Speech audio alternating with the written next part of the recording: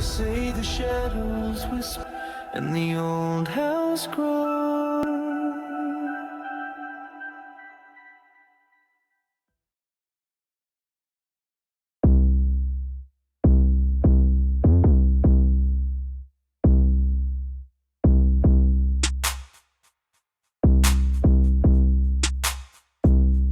Judges, lawyers, and politicians understand this phenomenon all too well.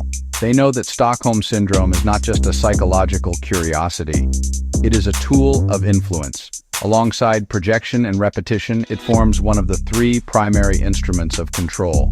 By manipulating fear, reflecting blame, and repeating narratives until they are believed, power sustains itself, not through force, but through the quiet surrender of the human mind. Judges, lawyers, and politicians use money, violence, law. But when those levers are paired with emotional manipulation like Stockholm Syndrome, they become a playbook for power. The most enduring form of control has always been psychological. You don't have to imprison the body if you can persuade the mind. They mirror the dynamics of Stockholm Syndrome, a survival bond where the victim's mind aligns with the very source of both danger and protection. Through fear and dependency, loyalty is secured and these animals win elections. When this psychological manipulation is coupled with corruption, voter fraud, gerrymandering, and deceit, it transforms into something far darker, an unstoppable engine of manipulation, a force for evil. Power begins its work through fear. Every generation is taught what to fear: war, collapse, poverty, outsiders, each other. Fear narrows the field of vision. It reduces choice to a single instinct: survival. In this state, people look for safety. They look for someone who promises to take the fear away, and the moment that promise is made, dependency begins. Politicians understand this perfectly. They learn to build threats into narratives, visible or invisible, real or imagined. Then they offer rescue, stability, and certainty. It is the same pattern found in every abusive bond. First the terror, then the comfort, then the loyalty that follows. The second stage, belonging. Once fear has reshaped perception, belonging completes the capture. We crave community, identity, and acceptance. It's a primal need that once ensured our survival. But in modern politics, belonging becomes a weapon. The message is simple: you are safe with us. You are righteous with us. You are nothing without us. Those who agree are embraced. Those who question are shamed or cast out. And the deeper the fear, the tighter the need to belong. The more isolated people feel, the more they will trade freedom for inclusion. This is the emotional blueprint of mass dependency. It doesn't look like tyranny. It looks like loyalty. It feels like community. It sounds like safety. The third stage is gratitude. In abusive dynamics, control is maintained through alternating punishment and reward.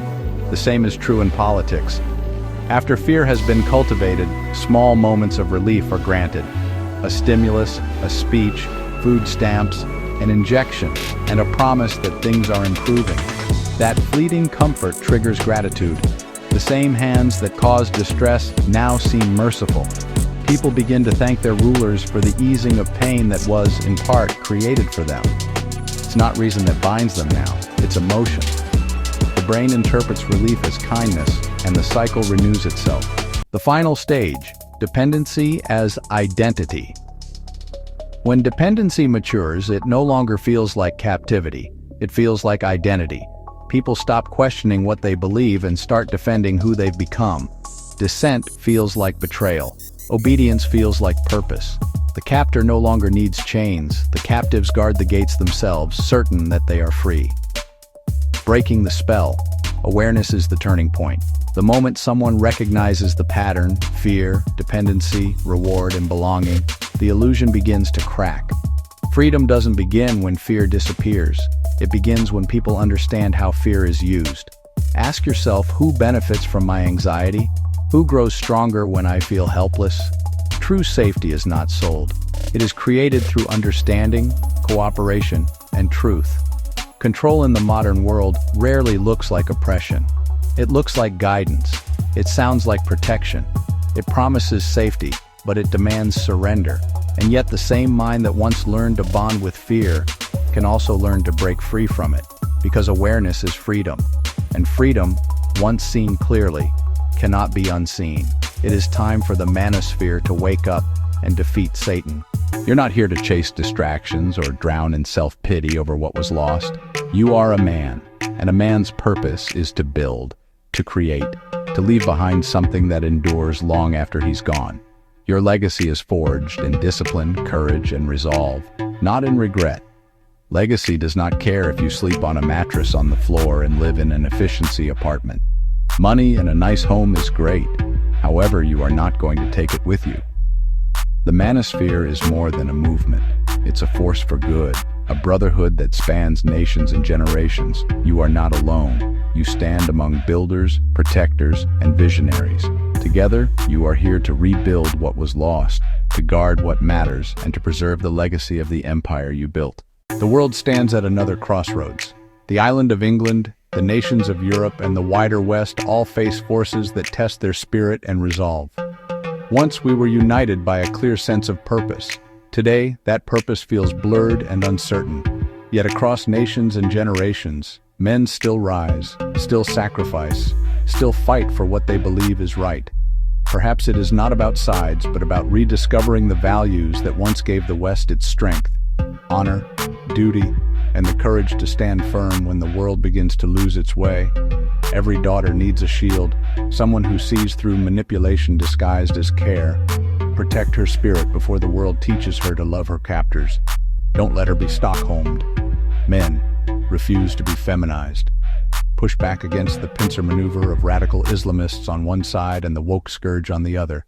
Get fit, drop the smoke and alcohol and speak up, and feed the old Dylan press in the garage. Let's get asymmetric. Men, break away from comfort. Comfort is for women and children, not men. You are a force for good. Rally around the Steiner aid of truth and rush the beaches of Omaha again. Honor the sacrifices of the men that died for us with action. The men of World War II did not die alone. Yes, it was heartbreaking for history to witness. Our American treasure hanging from a clock tower or lying lifeless upon coils of razor wire. Yet even in death, they stood as symbols of duty fulfilled. Sons and fathers who gave everything to protect our mothers and daughters, proudly surrounded by the silent company of brave American men who met the same fate, soldiers, Marines, and sailors dead on the right side of history. They were a force for good. What's unfolding is not a distortion of thought. It's a restructuring of power. The foundations of the world are shifting, and both Americans and Russians now find themselves caught in the crosshairs. England, Canada, France, and Australia has fallen. The Russian Federation and the United States is next. Every generation is tested. Ours will not be remembered for silence or fear, but for the moment we chose to open our eyes and rise with courage and truth. They miscalculated. In their arrogance, they mistook patience for weakness. Now, the moment arrives. Awaken the sleeping giant. Stand up with skill, with intellect, with unflinching reason, and let the world remember what it means to be free men. We can feel it deep within our core, an unease that whispers of change, of evil forces moving within our government, courts, and school institutions. Manosphere, do what you do best. Combat has evolved and it is spilling over into your space. Speak truth to power. It's time for a new pill. Not black for rebellion nor red for revelation, but green. The color of grit, of the field, of those who rise with purpose. Speak your mind while you still can, before silence becomes the law of the land. It's already happening in places once proud of their freedom. The lesson is clear. When free thought is policed, free people disappear. And may God bless your work.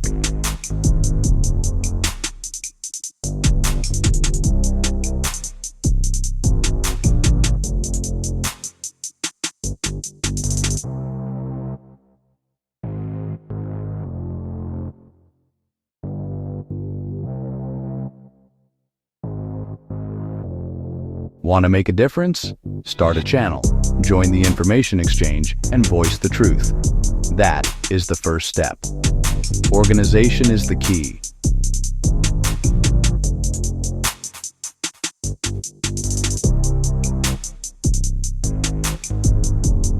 Yeah, this beat makes me feel alive. The earth, the the sun, it's all in the rhythm.